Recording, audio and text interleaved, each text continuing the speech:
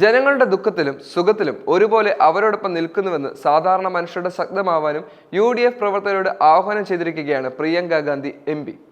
ഈ വർഷം വരുന്ന തദ്ദേശ സ്വയംഭരണ സ്ഥാപനങ്ങളിലേക്കും തുടർന്ന് നടക്കുന്ന സംസ്ഥാന നിയമസഭാ തെരഞ്ഞെടുപ്പുകൾക്കും സജ്ജമാവാൻ UDF പ്രവർത്തകരോട് നിർദ്ദേശം നൽകുകയും ചെയ്തിട്ടുണ്ട് വയനാടിന്റെ MP ആയ പ്രിയങ്ക ഗാന്ധി.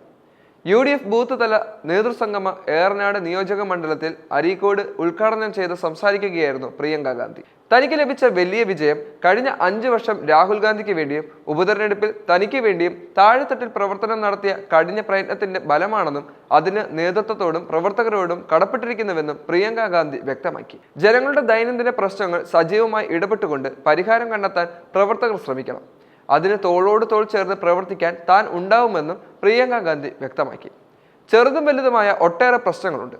അത് തന്റെ ശ്രദ്ധയിൽപ്പെടുത്താനും താൻ ചെയ്യേണ്ട കാര്യങ്ങൾ ചെയ്യാനും യാതൊരു സങ്കോചിതവുമില്ലാതെ തന്നെ സമീപിക്കണമെന്നും പ്രിയങ്ക ഗാന്ധി പറയുന്നു. ഒരു കുടുംബത്തിലെ അംഗമെന്ന പോലെ തെറ്റ് കണ്ടാൽ ചൂണ്ടിക്കാട്ടാനും വേറിട്ട പ്രവർത്തനങ്ങൾക്ക് നിർദ്ദേശങ്ങൾ നൽകുവാനും പ്രവർത്തകർ തയ്യാറാവണമെന്ന് പ്രിയങ്ക ഗാന്ധി ആവശ്യപ്പെട്ടു. വയനാട് ഉപതെരഞ്ഞെടുപ്പ് ഇതുവരെ അമേഠിയയിലും റായ്ബറേലിയിലും താൻ കണ്ട തിരഞ്ഞെടുപ്പിൽ നിന്നും വ്യത്യസ്തമായിരുന്നു. തുടക്കത്തിൽ ആശങ്കകൾ ഉണ്ടായിരുന്നെങ്കിലും എല്ലാം പ്രവർത്തകർ നോക്കിക്കൊള്ളുമെന്നും താൻ പ്രചരണത്തിൽ മാത്രം ശ്രദ്ധ ചെലുത്തിയാൽ മതിയെന്നുമായിരുന്നു രാഹുൽ ഗാന്ധിയുടെ നിർദ്ദേശം.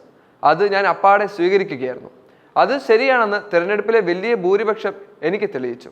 അതുകൊണ്ട് തന്നെ ഈ വിജയത്തിന് തന്നേക്കാൾ അവകാശികൾ വീടുകൾ തോറും കയറിയിറങ്ങിയ പ്രവർത്തകർ തന്നെയാണെന്ന് പ്രിയങ്ക ഗാന്ധി പറയുന്നു. വയനാട്ടിലെ ഏറ്റവും നല്ല MP ആയി തന്നെ പ്രിയങ്ക ഗാന്ധി ഇപ്പം നിലകൊള്ളുന്നു.